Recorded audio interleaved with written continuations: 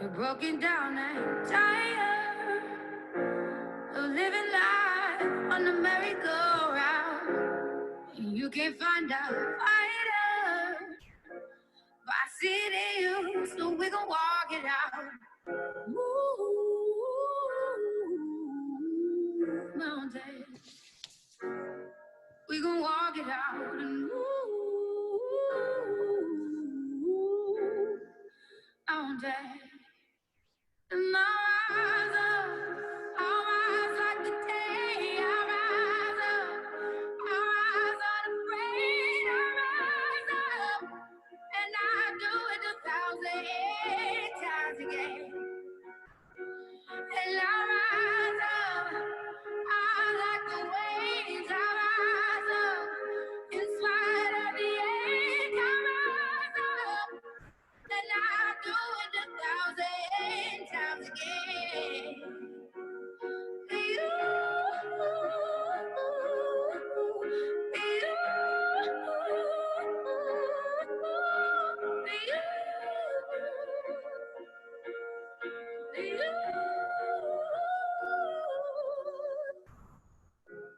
The silence is quiet, and it feels like it's getting hard to breathe. And I know you feel like dying, but I promise we'll take the world to its feet. Ooh, mountains, bring it to its feet. Ooh, mountains. And I'll rise like the day. I'll rise unafraid. I'll rise up, and I'll do it 1,000 times again.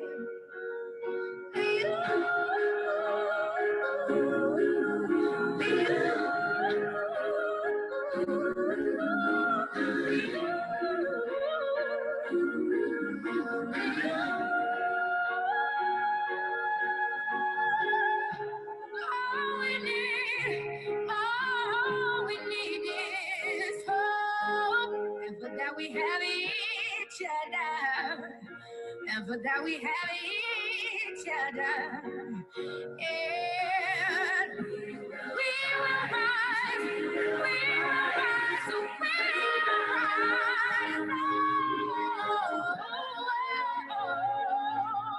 we'll rise. I'll rise up, rise like the day. I'll rise up, in spite of the age. I will rise 1,000 times again, and we'll rise up. I like the waves. We'll rise up, in spite of the age. We'll rise up, and we'll do it 1,000 times again.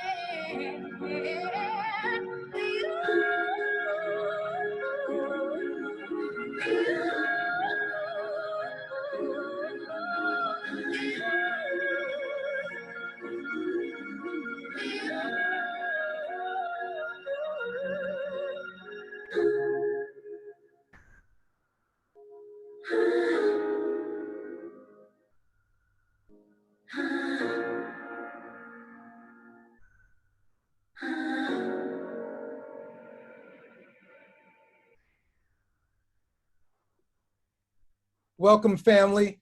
Welcome to Nomad's September 2020 webinar, Setting Yourself Up for Success, Heading an Athletic Department in the Age of COVID-19.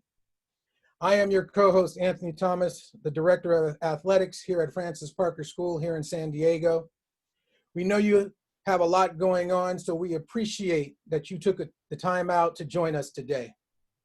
We have a lot of great information for you that will come from ADs from across the country. We're asking that you use the Q&A for your questions, and our guests and panelists will answer as many as they can during the presentation.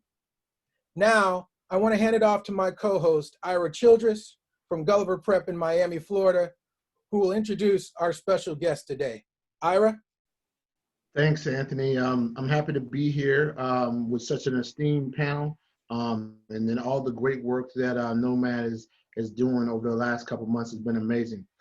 Today we have an outstanding guest from New York City by way now of Bowie State University, someone who I've known for a long time, who's considered one of the best athletic directors in the country on a collegiate level. He's done many things at the NCAA national office and on the NCAA national level. He's been on the Division II NCAA Management Council. He's also been a part of several NCAA committees. He's also been one of the main keynote speakers in the student NCAA student athlete career forum.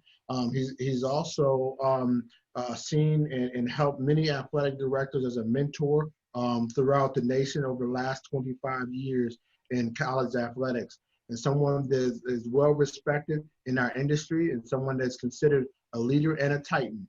Let me give a warm welcome to Mr. Clyde Doughty, the Vice President of Athletics from Bowie State University. Clyde? Ira, thanks for making me feel old, with all those things that you said. And I appreciate that. And I appreciate being here with everybody today. This is a wonderful opportunity for me to get in front of Nomad and talk about what we're all dealing with right now. And, I listened to the song of the opening and it said, "We will rise up," which is very appropriate right now. And we must rise up and rise above, because we're all dealing with the same issues. We're all dealing with adversity, and adversity will either make you or break you. We must bend with adversity, but we can never, ever let it break us. And so in order to not break with adversity, we have to do certain things as administrators. We're just not athletic administrators. We are administrators, period. I don't see myself as just an athletic administrator. I'm an administrator at a college level, and I impact everyone and everybody on this college campus, working alongside my cabinet members. And I'm quite sure all of us, none of us can do this by ourselves. We need help. We're like fingers. We're independent, but we're joined at the hand to make a powerful fist of efficiency. So we have to make sure we realize and lean on everybody else during these tough times in order to make sure that we provide the support and be the role models for those who depend upon us for their future existence. So one thing as a college experience, as a college administrator, I use my lived experience. We've all made mistakes along the way. The object in life is not to make the same mistakes constantly. If you do make those mistakes constantly, you're not moving forward. You're not getting to the goals that you want to achieve. So you got to first expect the unexpected. And the pandemic is unexpected. I always kind of chuckle when people come to me and said, "This is not what I signed up for." Well, who signed up for a pandemic? I have no idea who signed up for a pandemic. So it is part of what we're dealing with now. And the number one issue across the board, and you can see the discussions that are going on amongst the different levels of intercollegiate athletics, from the D1s to the D2s to the D3s to junior colleges, and even on your level. Who should engage? How should we engage? How should we manage the situation? And I'll get back to management in a second. But the core values here are safety, health, and welfare. The science and the data, and Big Rona is making the decisions for us. And we should never forget that right now as we could try to do the best we can. And here, I'm at Bowie State University. I'm the vice president for Intercollegiate Athletics and Recreation. It's a historically Black college, HBCU. We are the first HBCU in the state of Maryland. So we have a large contingencies of African-American students at this campus. And as you know, the pandemic has hit the African-American community in ways far greater than the normal population. So we have to really look into how we address these issues of safety and welfare and value what we have here and what the value is of life as we move forward all our decision making. And as we know in education, the number one goal is academic excellence. And sometimes I think we forget that as college administrators in the intercollegiate world. We sometimes put athletics above the education, but we have to put that education value at the top of the priority list and prioritize that in a way that we get the best and provide the best for our students at all times. I don't care what level you're at, elementary, high school, college, post-college. That's where we need to put our greatest emphasis on and make sure that we continue to provide the kind of resources and provide the kind of support needed. And you got to use your P's. You got to be prepared.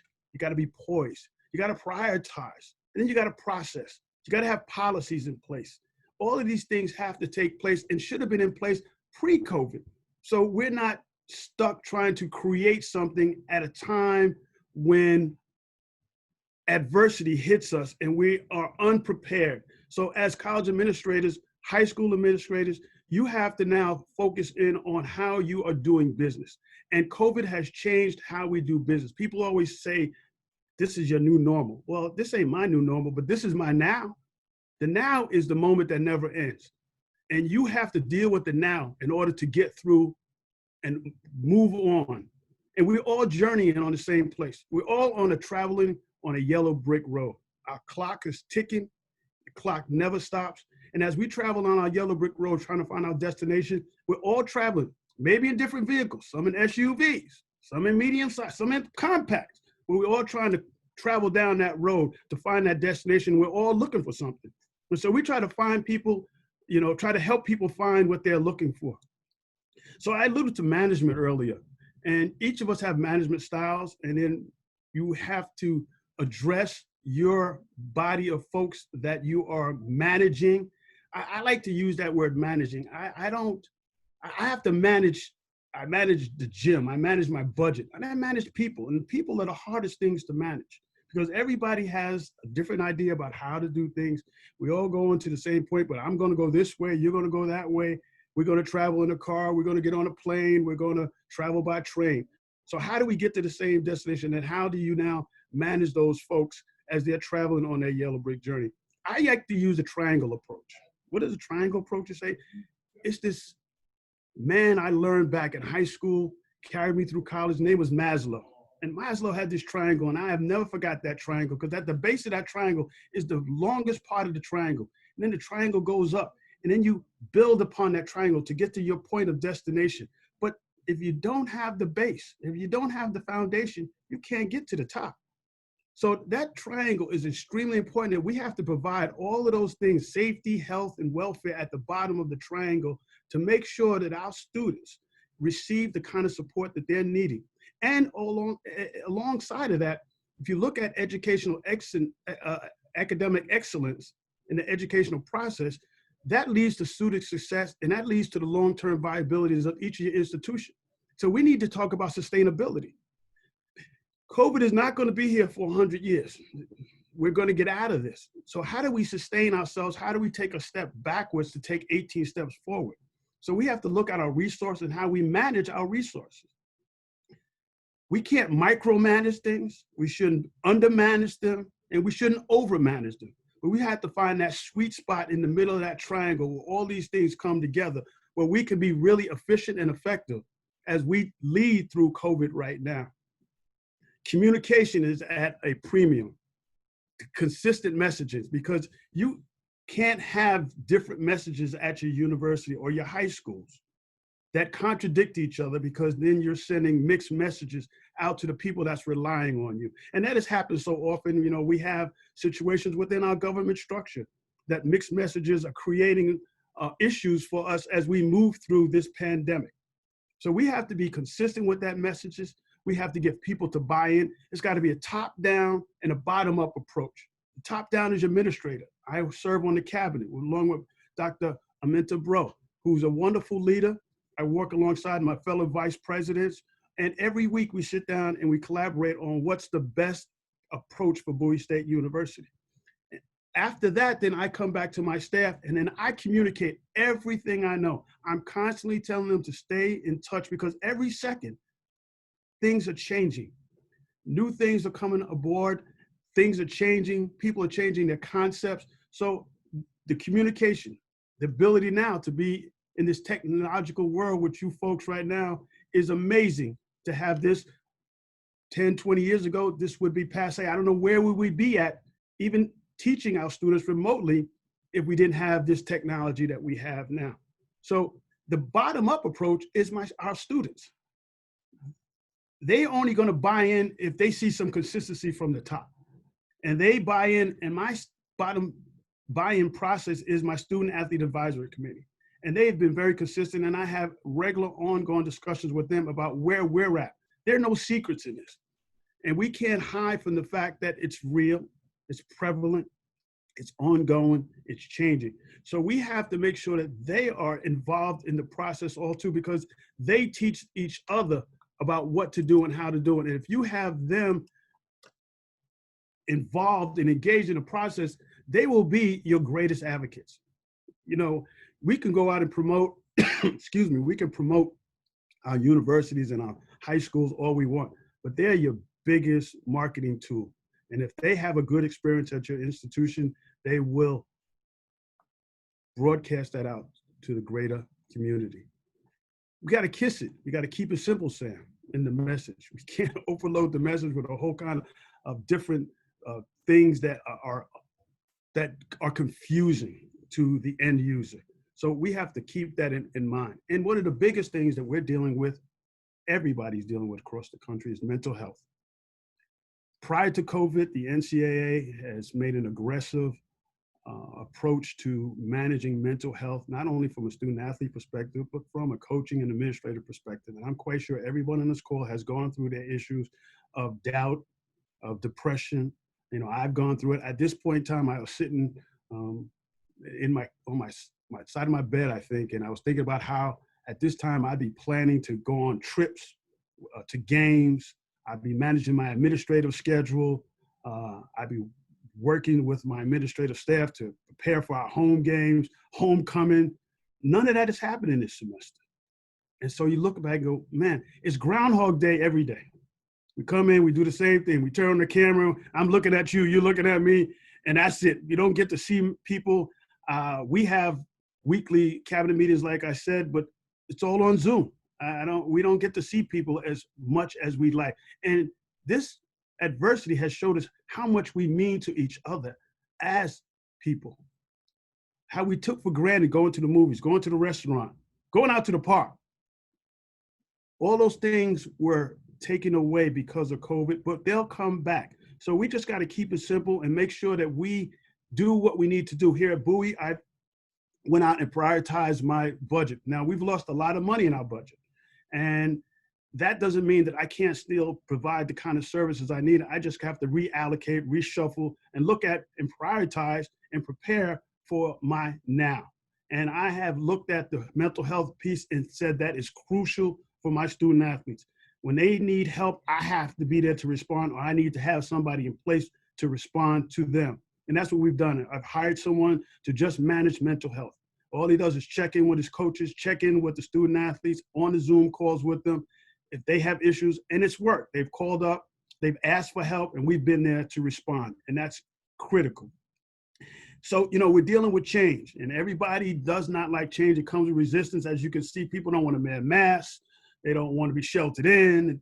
They are using the Constitution as a means to say, look, you're taking away my freedoms.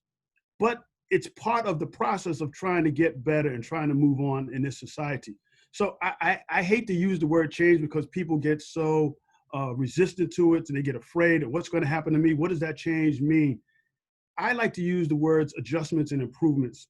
When you adjust something, people look at it differently. Oh, you're making adjustments. Well, that's good. Making improvements, that's great. So now we can do things a little bit better. And you have to understand people are resilient. Our youth are resilient. They're going to bounce back. As long as you keep in touch with them and let them know exactly how you're trying to do things, and you got to understand and teach them, because, you know, history is an important part of our life, but sometimes there's things of historical importance that just don't get told accurately or correctly. So we have to make sure that we are providing those type of historical perspectives to our students, that they understand how we got here, why we're doing things, and where we need to go. And I talked about the resources part, the reallocation. My budget, you know, we've lost funding in our budget, so I have to reallocate the funding. You know, some things are improbable, yes. Are they impossible? No. So now I got to be creative. I got to be extremely creative with how I spend money, because it's not a normal year. the now dictates that we have to reorganize and reprioritize how we look at things as we get through this period so we can be sustainable beyond COVID. So out of every pain comes some gain. And we are gaining a lot in this now moment. And you look at what you have accomplished, and I'm quite sure everybody who's on this call right now can look at some things that they have accomplished that they normally would not have been able to do during their normal schedules. We're college administrators, you're high school administrators, you're quite busy. I know my days are packed, between getting up in the morning, doing my administrative duties, going out to see my student athletes, watching a game, getting on the calls with the NCAA or the CIAA conference, the resilient CIAA conference, and moving forward with those tasks that I have to do. And so when I get home, there ain't much left. We don't spend a lot of time at home. Well, I spent more time at home in these last 6 months than I ever thought I'd spend at home. So during that time, I was able to do some things with my life that I just didn't think was possible during my normal year. So it gets you to look at things from a different perspective and appreciate, life. The greatest thing about living is life itself. And we need to appreciate each and everyone's life and move ahead on our yellow brick road and not accord. So those are some of the things, Joe Cocker has a song, Little Help from My Friends, and we need to rely on each other. I mean, we're our greatest asset. It's not a computer, it's not technology, it's the human being. And we need to use and have our students use the greatest processor that they have, and that's their brain. And sometimes it's overlooked in this society. People want to rely on GPS and getting there, and then it takes them some circuitous way when you could have went this way. If you just picked up a map and learned some things on your own. So we have to balance, and have that balance in life. And, that's one of the NCAA Division II models, a life in the balance.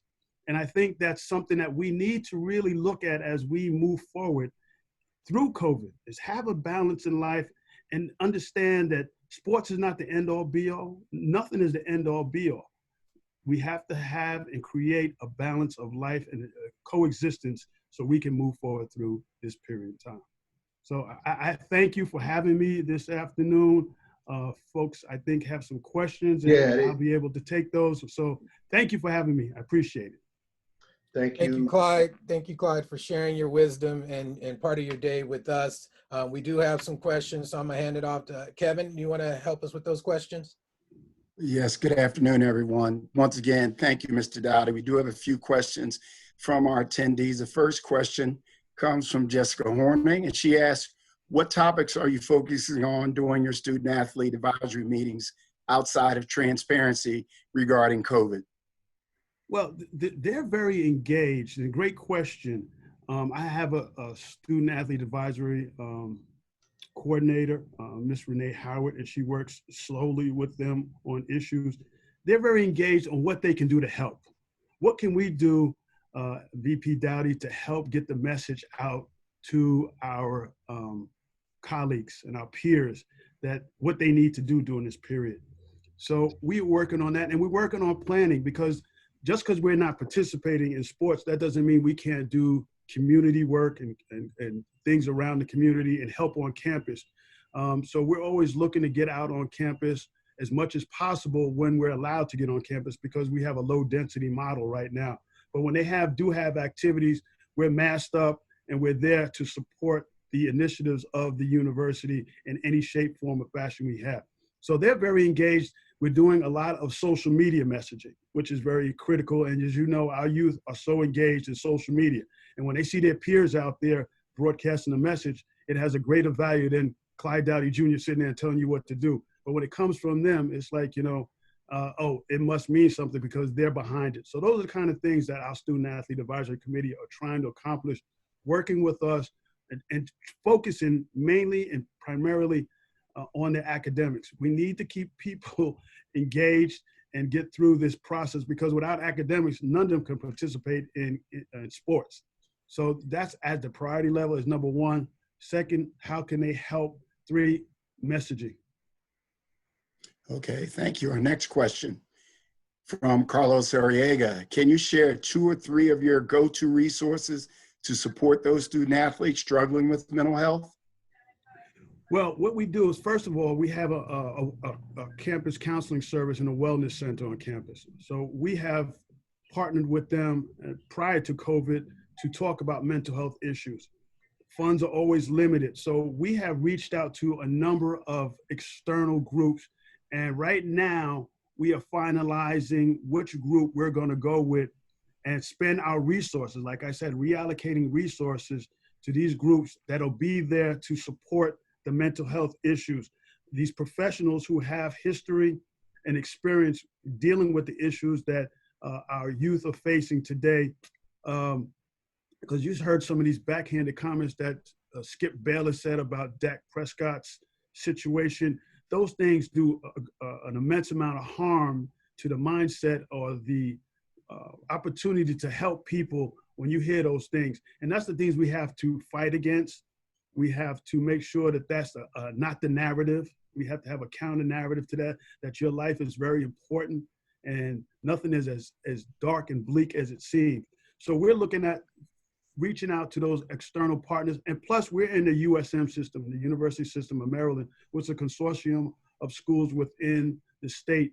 And we're relying on their resources as well to help us with mental health because they understand the impact or the issues surrounding mental health. So we're just using any resources we can, Carlos, to support the mental health perspective, building a mental health perspective, building a program that they feel comfortable going to. Because, you know, that's one of the biggest issues with mental health.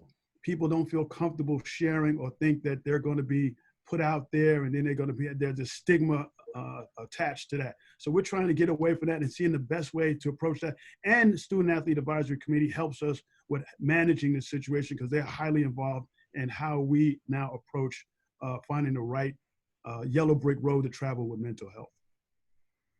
All right. Our next question kind of brings those two topics together. This one comes from Katasha Turner. She asked, how did you attain a mental health coach? And secondly, do you have guidelines for your athletes to be on the advisory committee? How do we obtain a, well, Coach Marvin Cornish has a history of doing social work. He works for the government and he is highly involved in that area. So he has experience working on a high level with a lot of mental health issues. So I approached him and he does a lot of counseling. Prior to that, he used to work solely with the football team on counseling. So he and I got together after he has done a number of presentations for the football team. And I said, we need to branch this out across the department. And I would like you to spearhead this. So he's been working and training and getting more experience in mental health, but he's relying on those professionals that have those degrees and pedigrees to help assist when they really need that support and help. What was the other part of the question? The other part was what guidelines are you using to select students for the Student Advisory Committee? Oh, they select themselves. I mean, you know, they look at each other and say, we have the Student Athlete Advisory Committee. Who do you nominate for president, vice president, for the executive board? And then the executive board is made up of those key areas that they have put together through the Constitution. And then they go back and the Student Athlete Advisory Committee has members of each, there's 2 members from each program that meet with the senior leadership team of the Student Athlete Advisory Committee. They go over all of the issues they have, and those individual members go back to their teams and they report back out. So it's really, they're self-governed. I just stick my nose in when they need me to stick my nose in, or they need to yell at me about something that I'm not doing and keep me in check. So, and I really appreciate them keeping me in check because I'm off doing things and maybe I might forget something and they go, Mr. Dowdy, you got to get on this. And I go, I'm on it. So it's very important, that bottom up, top down approach. So we meet at the middle and we manage effectively. All right, this is our last question. We do have quite a few more, but Mr. Dowdy is on the clock. So your final question is coming from Latoya Williams, who asked, what impact has COVID-19 had on recruitment of student athletes for collegiate participation currently? And what advice would you give high school administrators as it relates to our dialogue with student athletes preparing for the opportunity to participate in collegiate athletics? When this whole thing started with COVID, I used to say to my staff, that's a damn good question. And I ain't got a damn good answer for you. But, you know, has really impacted because now everything is being pushed back. You got the NCAA talking about extending eligibility for student athletes, not using a year of eligibility. So what does that mean for your incoming class? What does that mean for resources? The high school student right now is in a tough situation. And I can't emphasize that more. And there's no like staying in high school for another year type of thing. So how do we manage that? That's going to be the ongoing scenario that we're going to have to deal with. My football coach just asked me that question yesterday. I mean, in our staff meeting. What does that mean? Do it mean that we bring in more students? And where are we going to get the resources to bring them in?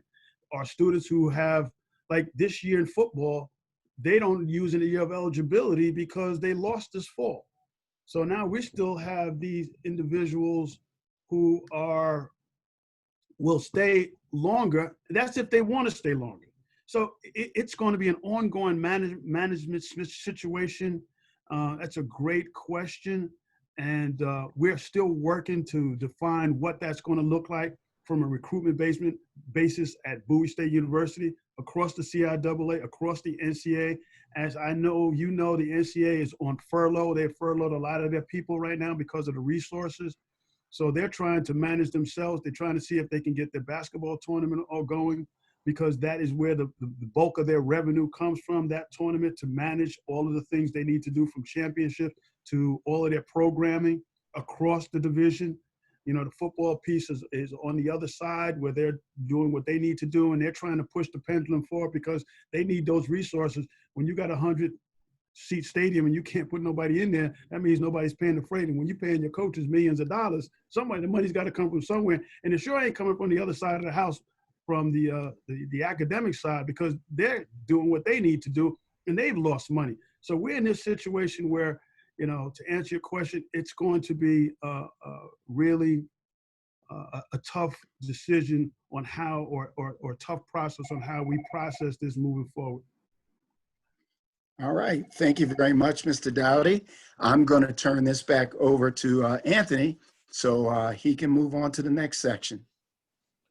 Yes, Mr. Dowdy, thank you again.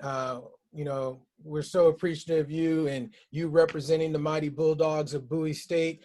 Sir, it was a pleasure having you today. We are forever grateful for your time. I know you got to run, but we would love to be able to stay in touch with you. And there maybe be some additional questions that come out of this. You gave us so much. We hope we'll be able to share those with you at a later date, and maybe you can give us those answers as well. Tony, please share my information with everybody out there. If you got any questions, that's one I'd love to do. You know, I only got a few years left in this business, and I'm going to do the best I can to give back to those that want to be in this business. So you just reach out to me. I'll get back to you as quickly as I can. And that's what we do as administrators. So thank you. Thank you for having me. I appreciate everyone on this call. All right. You have a great day, and we'll be in touch soon, sir. Okay. Bye-bye all. Bye-bye. All right. So that was outstanding information. And so now, you know, let's hear from some of our peers across the country and what they are currently doing. You know, as our panelists present, again, type your questions in the Q&A and we will get to them at the end of the presentations. First, we will start out west. And when I say west, I mean west. Aloha, Rick. And thank you for joining us at 7:30 a.m. Please introduce yourself while I get your slides up. Sure. Aloha, everybody. My name's Rick Toon, and I'm coming to you from the great state of Hawaii. And as you can see behind me, we have some great weather going on. And I'm just here to share a little bit about where we're at as a state and you know, what we've done in the last few months to address the return to athletics protocol. My background, I've been in education pretty much all my life. I worked in the counseling department for about 10 years and then spent the next 10 years as a grade level dean for the class of 2016 and 2020. So I had firsthand experience with graduating seniors last year trying to navigate through the academic, social, and emotional realities of COVID-19. And I've transitioned this year into athletic administration, and would like to share with you our Punahou's plan to return to athletics and how it aligns with school, local, and national values. So I think the first thing that we've tried to do is we've really tried to identify what our guiding values are. And sometimes that's a little tricky. Sometimes that can be different for every region. And sometimes those values compete with one another. So this is a very important step that you don't want to miss, because it aligns everybody in your organization and grounds everybody to a guiding set of principles that they're working off. And I think you heard Mr. Dowdy, give the hand analogy, and that's really, really accurate. You all are doing things independently, and we all need various members and different resources of our campus. But we all need to be pulling for the same goal. So Punahou adopted these set of guiding values, and I'm not going to read through all of them, but the top guiding value is obviously the health and safety of our student athletes and staff. And so sometimes, I'll be honest with you, it can come into conflict with some of our other guiding values. For example, recognizing athletics as an important component to student life. That is a high priority for us as well. And we can't wait to get back to athletics. But right now in the state of Hawaii, we're just coming out of a period where we've had the highest concentration of COVID-19 cases in the country. And so our state right now is on full lockdown. So no athletics. The state has just recently agreed that we're gonna go adopt a 3-season format starting in November. So we're gonna go November to February, and then February to February to March, and then March to May. So our low risk sports, which I'll get to later, are gonna run in the first tier, and then other sports to follow. Anthony, can you go to the next slide, please? So we've adopted, like many schools, a 4-tier system to our return to athletics. So we go from green, which is pretty much athletics as normal in this COVID world. Yellow has a few more safety protocols and procedures that are put in place. And then when we get to orange and red, there are no athletics going on at Punahou. Academically, in the green and yellow, students are attending class in person. In the orange, it's a half density. So pretty much half the student body is coming on alternate days. And in red, everybody's distance learning. So the other key point to kind of make here is that your athletic plan has to align with various important stakeholders across the state and country. So you want to make sure that your plan aligns with NHFS. You want to make sure that it aligns with your state guidelines and local guidelines, as well as your school's guidelines, right? So it has to align with all of those things. Anthony, next slide. Okay, so this is a little bit more specificity in our green level. For every tier, there are specific protocols that need to be followed at our school to have our athletics participation. So I'm not going to read over all of these. I'll let you kind of take a look at each one of them. But I just want to highlight a couple of things. One, we feel like we need a really clearly articulated plan, right? And that plan has to be a plan that's flexible and durable, right? So you guys know that COVID-19 has changed all of our lives, and it changes it daily sometimes, right? It changes our reality daily.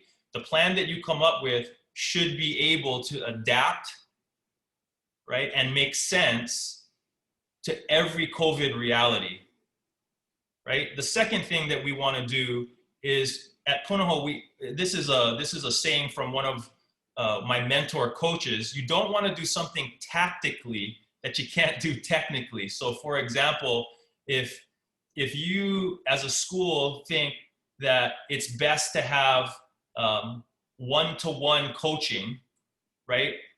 You might not have the resources to do that, right? And so I think with every one of these safety protocols, we've really had to take a look and evaluate, is it doable? Do we have the resource? Do we have the capacity to actually make this happen? And then what is that reality for that specific sport, right? So can we realistically run football with the realities that are in place that are presented by COVID-19? And I think that's something that we are still in discussion about as this pandemic kind of evolves. The last key point is you definitely cannot overtrain and familiarize staff with your COVID protocols. So a great resource to start off, the NFHS has a free COVID-19 course for administrators that's pretty good as an overview course. But then you as an institution also have to adopt safety protocols and train for those safety protocols and adopt that kind of a training timeline for it. So very, very important steps right off the bat. Anthony, next slide, please. Okay, so these are our other tiers, and these are how the protocols change. And again, I'm not gonna go into those. This entire Punahou's Return to Athletics plan will be shared with you so you can go into great detail on what we've done. One of the key things that we're trying to solve though, because our scale is so big, we have 3,700 students and 1,700 students in our academy, is we're really trying to figure out the density riddle, right? So if the recommendations from the CDC or state is no more than 10 in a group, then we're trying to figure out what that means for a sport like football, right? Do they just have to go position groups? You know, for a sport like volleyball, if we can't have more than 10 on a court at a time, what does that mean for competition, right? Or even practice? Like, do we have to go drill specifics training, or do we have to break our cohort into smaller groups in order to practice? This is one that Mr. Dowdy was kind of alluding to, but you know, how do you go about keeping students engaged and connected? Because we all know that athletics is a community for a lot of kids, and it's the most important community for a lot of kids. So without having the ability to return as normal, how do we continue keeping them right within that community and feeling connected to that group? 6, you know, be nimble as an athletic department. We've really had to, because there's no athletics, our athletic department has had to fill in other gaps around the school. So for example, I'm an athletic associate. However, I've been tasked with running all the return to school safety protocols for the entire school. So we are using a system called IntelliSights and screening every student when they enter campus. So all of our staff is helping in different areas of the school because we are not running athletics at this time.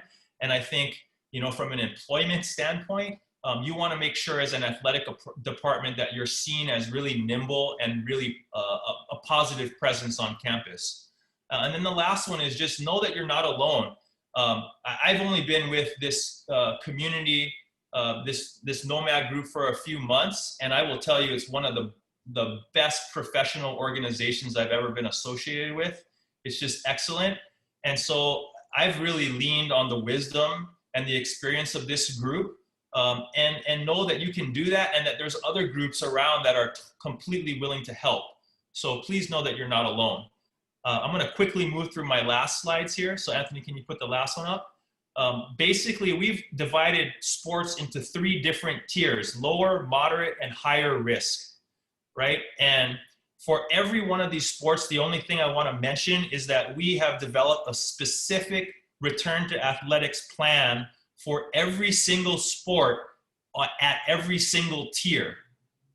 Right? So what does girls volleyball look like at the green tier? Yellow, orange, red, right? And it's clearly articulated to parents, to students, to our constituency. Anthony, next slide, please. And then I think as an athletic department, we're trying to explore other ways that we can bring value to our student experience. Because we're not doing all the same things and running games and practices, we've really searched for different initiatives. And I think some of these initiatives are going to be talked about in a little greater depth and detail.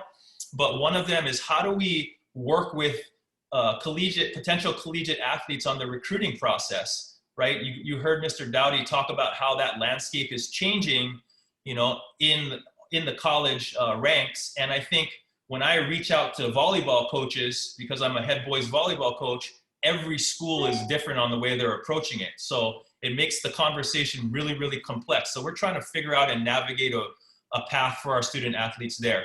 The second one is really, how do we create a distance learning curriculum for our athletic programs, right? So even though girls volleyball might not get to run in person, how do we keep that community close and connected through a distance learning curriculum?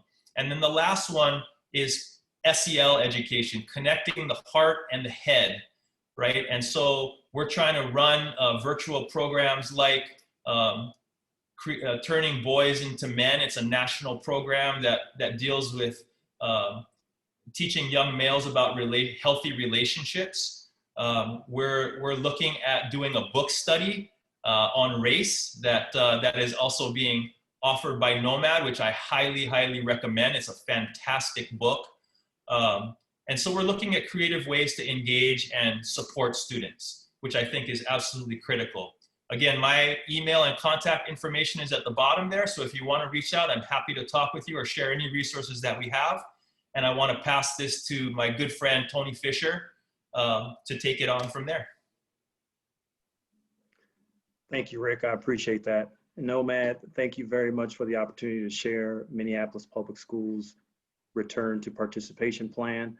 My name is Anthony Fisher, and I serve as the District Director of Athletics for Minneapolis Public Schools here in Minneapolis, Minnesota. And as Rick mentioned, you are not alone.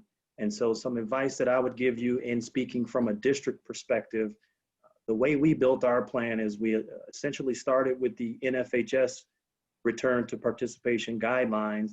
And then I went out and looked at different state associations, the Florida High School Athletic Association, the Ohio High School Athletic Association, and the Washington Interscholastic Activities Association, and pulled different things from their plans that I thought would apply or could certainly be applicable to Minneapolis and the challenges that we are faced with here in terms of return to participation.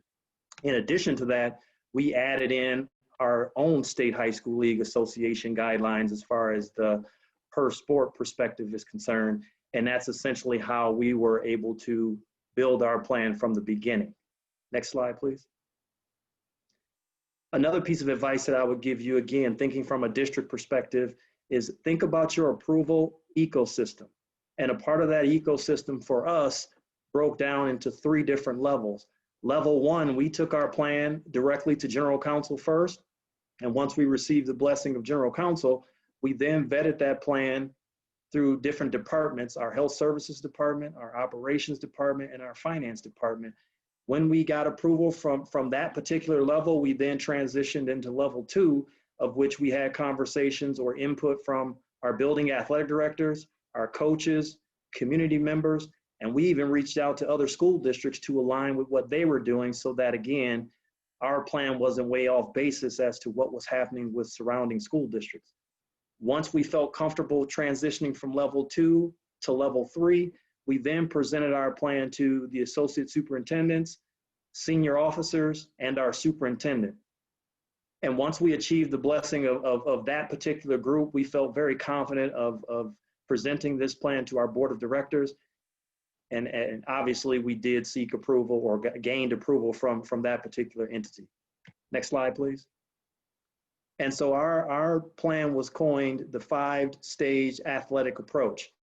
And essentially this plan needed to be general enough where it provided guidance for a school district our size, and we also have 37,000 students in our district, but it had to be flexible enough to drill down to a specific school community, and within that school community, a specific sport.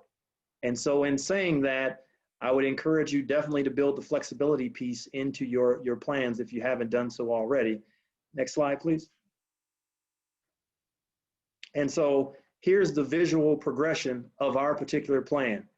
In stage one, it's essentially virtual coaching only, and that's all that you can do. And this is in the midst of a COVID outbreak and or several reported cases within a particular program. Stage two consists of out of season in-person coaching. So again, our state allowed out of season, in particular spring sports, to practice in the fall. And so they were categorized as out of season, and we had to account for that. In stage three, this particular stage accounted for in-season and off-season practices. And the biggest component within this stage is this is where we would then allow our sports that are practicing weight room usage. Transitioning to stage four, this is where our in-season sports are practicing and they have competition as well. So that's different from off-season, because obviously off-season is not allowed to compete. And then finally, stage five is us returning to normal coaching, which I hope that we're able to get to at some point in time in our lifetime here. Next slide, please. And finally, what I would recommend is just the effective use of your athletic website. So again, across all 10 of our high school athletic websites, we have a section that's designated for COVID-19 fall updates, and it's updated daily. So as you can see, it has the date of today of 9/17. And this informs Wellstone International High School, their community, where specific sports are on our barometer, so to speak, or within our stages. And so you can see, I've just done a blow up off to the right there, but we have our COVID-19 athletic fall preparedness plan, so parents can review that if they'd like. We also have the in-season sports that are in stage four, and the out-of-season sports that are in stage two. And understand that, again, this plan is flexible enough where we're able to extract out, let's just say if there was an outbreak within tennis, we can then extract out tennis and put tennis into stage one and have cross-country, soccer, and swimming still remain in stage four based off of if the pods never interacted. And I guess the last piece of advice that I would give you in building your plan from a district perspective is to be sure that you include translations as well. And so we have translations with all the different stages so that our Hmong, Somali, and Spanish families can certainly, be able to follow along with where we are in terms of the stages in our athletic program. And so now I would like to turn it over to my brother from Alabama, Albert Wheaton Jr. Thank you so much, Mr. Fisher. I'm Albert Wheaton Jr. here in the great state of Alabama. Here in Auburn, Alabama, I serve the Lochapoka community, which is grades 7 through 12. I'm in a unique situation where I'm the principal and athletic director, so I wear many hats. Today, I will be discussing with you a little bit about protocols, and SEL, social and emotional learning. With so many things going on in our society today, this is one of the most important components that's going to help attack the emotional and social learning of the students at your school. So one of the first things you would like to do as an athletic director, you need to contact your parents. That's the first thing you want to do, and reach out to them and let them know that, you're going to care for their child. You're going to make sure that they're safe. You're going to make sure that they're healthy. And you're going to make sure that you're following all the protocols. To your left of the screen, you see some of the words that, you should be thinking about when you're making these calls, because you don't know what they're going through between the pandemic and social justice, social unrest, and now we're dealing with hurricanes. So it's a lot of things going on in our society that as athletic directors, we need to be cognizant about. We need to show some emotional compassion and empathy for everyone that we're dealing with, no matter what side of the fence they live on. So you want to send out some newsletters. As an athletic director, that's very important because you can send that out from your handheld device. Get your principal to send out a school cast so it goes to everyone. You need to write a written letter, put something in writing to them. A video message, letting them know that you're caring for them. They can reach out to you in any situation, no matter what they may be. And also, send out, things on social media. We know now that parents are on Twitter, Facebook, Instagram. So send those things out on those platforms also, so students can know and share those messages for you. All right, thank you. Next slide. What is social and emotional learning? It's a process through which children and adults understand and manage emotions. set and achieve positive goals, and feel and show empathy for others, establish and maintain positive relationships, and make responsible decisions. I think it's very important that we understand we're dealing with very young kids from different households. It's tough for them to make decisions these days. They need that social emotional piece that you'll be, relaying to your coaches down to your players. I think it's very important to have these coaches meetings with your coaches so they'll understand, where you're coming from and where the kid is coming from also. Make sure your staff and students know that you're aware of all the current events in our society. Sometimes we kind of go along and think things are going to go away, but that's not the case here in 2020. These things that we're dealing with, they're not going away. So as an administrator, as an athletic director, activities director, what are you going to do? Are you going to sit there every day and just think about it, see it on the news, see it on TV, see it on social media, or are you going to respond and act on it? So as ADs, we have to act on it no matter what the situation is, and make sure we do it for everybody. Be inclusive. Don't just respond to certain situations, respond to all of them to make sure that your students know that you represent everybody as a whole at your school. Use all your available resources that you have. There's plenty of things on Twitter that you can get on and use Zoom as your platform, like we're doing now, to reach out to your staff, your students, to let them know, hey, this is your safe space for you all to talk and understand each other. All right. Have your resource officer talk to your students. I think that is very important that you do that. All right. This is a quote here from Maya Angelou that, Naomi Osaka had a quote after her U.S. Open win. And she told the person that was doing the interview, what does this mean to you? What does the message mean to you? So as I read this message, ask yourself, what does this mean to you? We need joy as we need air. We need love as we need water. We need each other as we need the earth we share. Maya Angelou. Next slide, please. Here, Rick touched on this, the COVID-19 protocol for coaching administrators. This should not be an option for your coaches. This should not be an option for your administrators. Make them do this. This is mandatory.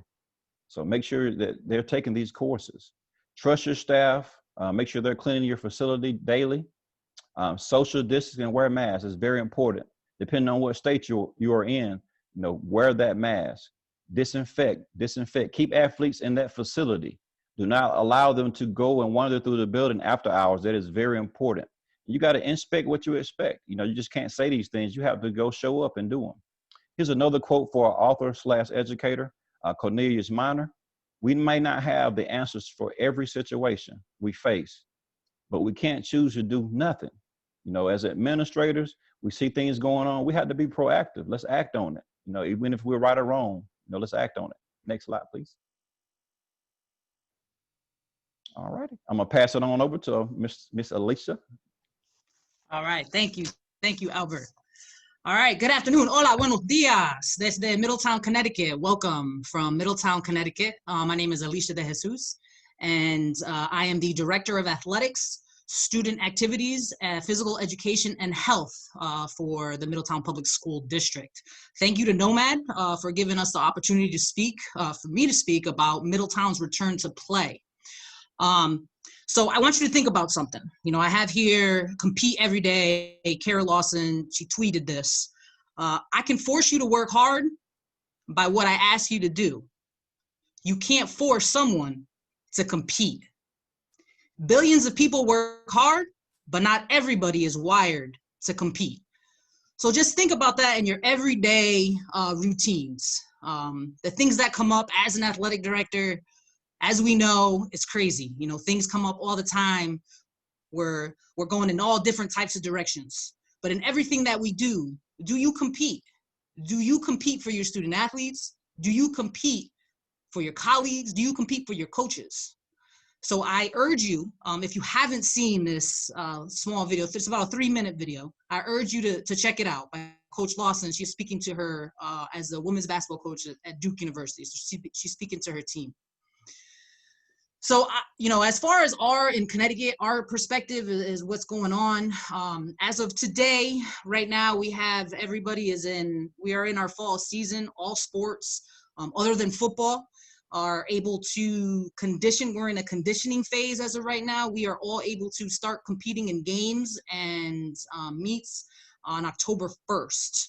We are in cohorts of 10 for the time being, for only an hour. So that right now is what's going on. We've literally, this is going to be surprising, but we've literally changed the state association along with the state DPH here in Connecticut. We've changed updated our plan 13 different times. You know, we feel horrible for our football student athletes. We were going back and forth. And as far as they can play one day and then they can't play. And then our students, if you can go back, Anthony, to that picture that I showed in that first slide. So this picture I put out here because these are our football student athletes from the state of Connecticut at our state office in the Capitol building in Hartford, Connecticut. This was last week, Wednesday, protesting everything that was going on as far as them not being able to play. So as you can see, they're not social distancing, but you know, have tried everything they can, but unfortunately, we just made the announcement yesterday that football is not going to be an option for 11v11 for the fall season. Next slide, Anthony.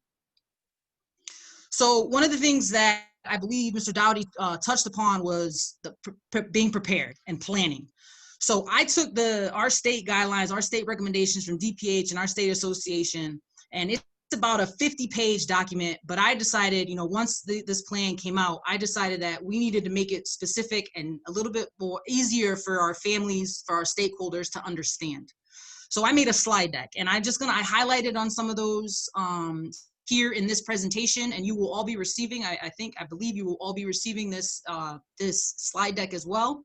But, you know, first slide, what we're doing in Middletown, you know, all of our student athletes, in order to participate this fall, they all had to sign a waiver that our lawyers, our school district lawyers approved and helped us create. We have temperature checks at each of our conditioning sessions where all of our coaches were provided with thermometers. So each time the kids are coming to practice, they are getting their temperatures taken. Our district as a whole, our student athlete, or all of our students are actually getting checked prior to coming into the building in the morning. But then every student athlete coming in the afternoon for practices also is getting a temperature check. We have a screening form, which you can see to the right of this slide.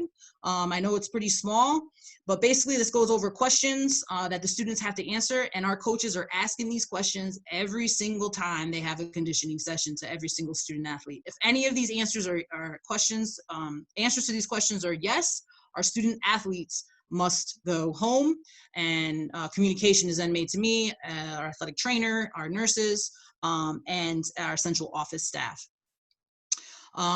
Next slide. So one of the things that we created as fall group, our athletic department on the left here, is we created a locker room schedule. We in the district, we are not allowing any lockers to be used in the school, and we are limiting locker use in the afternoon. So that obviously makes it a little bit difficult for our kids to change. However, you know, we've provided we have bathrooms. So this is what the schedule we made the schedule to make it easier. Now the schedule is also given to our custodial staff. It's given to our administrators, because in our district, we are not allowing any after school clubs or extra help. Everybody has to go home at the end of the day. There have been teams that have been approved by me to stay for study hall, to be able to start their changing routine before their practice. So that is what is created on the left by sport and where their study hall is, or where their changing room is going to be for that day. That is just a sample. Another thing that I provided on the slide deck was specific sports. So as you can see, I have highlighted here volleyball. And volleyball was one of the sports here in Connecticut that at first was not allowed to continue to play through our DPH. Because it was indoors and, you know, a lot of yelling and whatnot. So they had moved it into a high risk category. However, with a lot of work from our CIAC and the DPH, they have allowed it with masks are now mandatory for volleyball. So if you go through our slide deck and see specific by sport, you're going to see, when they're able to start cohorts of 10, when they're able to get to phase 2, which is all of our teams will be able to be in full team practice mode starting Monday, September 21st. And we are all very excited about that. And then phase 3, you go into 2-hour practices. So each sport is specifically, it's very easy to look at. And so we are able to hopefully answer a lot of questions as our stakeholders are able to view this slide deck. Next slide, Ann. So lastly, one of the last things we put on the slide deck for our district, we just want to get the message out that we here at Middletown, we are not allowing spectators and fans to our fall sporting events. We are live streaming we have a video production program here at our school. So our students are going to be live streaming, which is amazing, and just really appreciative of all of their help in doing that. We are providing senior night games the first week of competition. So all of our senior games will be October 1st through probably October 8th, depending on the sport. We don't know what's going to happen, so we want to make sure we're able to recognize our seniors.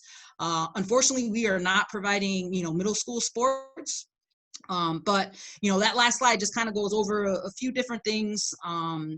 We, as far as the slide deck, we make sure, like Tony touched on, you want to make sure it's out in your community. It was presented. I presented this to our Board of Ed for approval. It's on our website. It's on our district website. It's on the athletic website. It is attached to our Power School Messenger. I've tweeted it. Our Booster Club has tweeted it. So we're trying to make sure everybody's on the same page, and we just want to make sure that everything is detailed and easy to look at, so it's easy to understand. And there are, and that minimizes any questions that we get here in the office. I added a little quote. I'm a big quote person, so perfection is not attainable, but if we chase perfection, we can catch excellence. And I will end on, when you get home tonight, ask yourselves if you have competed for the day. Alicia, thank you so much. I want to be mindful of time. I know that everyone is really busy. So we're going to jump forward. I'm going to ask Ira Childress to close us out with a couple of things from him. I think it's important to hear from him. He's one of the best ADs in the country, and also a best-selling author. So I think it's important that we hear from Ira. So Ira, take it away.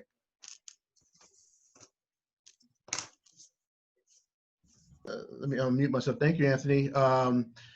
Let's go into recruiting. We want to talk about that a little bit, and I won't be long here as we are short on time. Yesterday, the NCAA Division I Management Council came out with, they extended the dead period of recruiting until January 1st of 2021. So right now, college coaches would be flooding our campuses across the country, not just here at Gulliver, but I'm sure your campuses as well. But that can't happen. So that means our student athletes and coaches, we have to be proactive, because we are in a dead period of recruiting. What can happen in a dead period? The things that can happen in a dead period are Zoom calls and phone calls from a communication standpoint. Offers can happen, a business can happen virtually. So I'm just going to go through a few things here to help everyone out, in the recruiting process. One, I kind of talked about it, take an active role in the recruiting process. Don't assume colleges will seek you out. Number 3, include key people in the recruiting process, your high school head coach, guidance counselor, the eligibility center of the NCAA. Number 4, work with your head coach and counselors and athletic recruiting director, if you have one, in your family, and select 10 schools to really look at those 10 schools that fit your academic and athletic profile, because I think it's important to cast a big net. Number 5, create an athletic profile for yourself. As athletic administrators, what we want to do is create a profile, help our student athletes create a profile. I have a template here. So if anybody wants that template, of a profile that college coaches really like to see, email me and I'll send you that template. It's been very successful, the template that we've used. So I created that. I can send that out. Number 6, consistently communicate via phone and email with schools that you're interested in. Number 7, questions to ask a college coach. What is the vision that you see for your student athlete in the program? Talk about your graduation rates, your coaching philosophy. One thing that's always overlooked is make sure your student athletes are viewing the current roster and looking at that roster, because, I'll just use football for an example. If you're a wide receiver and all of a sudden your student athlete looks at that roster and they have 12 freshman wide receivers, that's not a place you want to go. Scholarship availability is, of course, important. Stay consistent, from an academic standpoint, that's very important. During the recruiting process, make sure your student athletes use their full name on social media. Don't use nicknames. Make it easy for the colleges to find them. Speaking of social media, put your highlight film in the bio and really utilize social media to really have your student athletes really utilize social media to really brand themselves. And then finally, virtual tours. I know a lot of campuses right now are doing virtual tours. They're doing virtual visits. We've had a lot of student athletes get offered virtual visits and even commit to schools doing virtual visits. So those are very important. If you have any other, I know I flew through that. Sorry about that. If you have any other questions from a recruiting standpoint, my background before coming to high school, I spent several years at the NCAA national office working in NCAA work. So also make sure that you check out our other key dates that are coming up. I know we have some big webinars coming up. Webinar number 3 is huge, and we're going to talk about race, which is something that I feel like is very important for us to talk about in these times, especially. So thank you for everybody who took time out today to join us. If you have any questions, feel free to again email us or put it in the chat. We will get back to everybody. Sorry we had to rush here and cut short at the end, but on behalf of Nomad and our whole organization, thank you for joining us today. Anthony, thank you for the outstanding job you did of hosting this today, and all the other panelists here of Nomad. Thank you, guys. Have a great day. We'll be in touch. We'll get those questions answered for you and give you some more details. And you will get this actual slide deck, not just the video, but you'll get the slide deck because there's so much information there. And we look forward to seeing you guys again. Have a great day. Take care.